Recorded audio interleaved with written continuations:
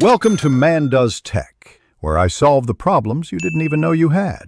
You start by closing PUBG Mobile and verifying your account is linked so you don't lose progress. Once done, change your device region settings if necessary and connect to stable Wi-Fi or 4G. This reduces dropouts.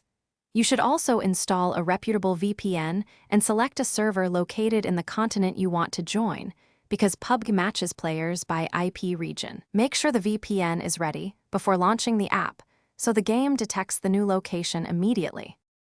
With the VPN active and pointed to your target continent, launch PUBG Mobile. You will go straight to Settings, then Basic, to find server or region controls.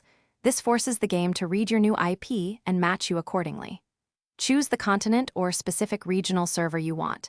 Occasionally, the option is hidden until the app registers the VPN, so if you don't see it, close and reopen the game once more. Doing this changes matchmaking pools, reducing latency, or matching preferences for that region. Finish by checking the main lobby for a region or server indicator to confirm the continent change. If you don't see the update, clear the app cache, reconnect your VPN to the same server, and relaunch PUBG Mobile. This refreshes the IP readout.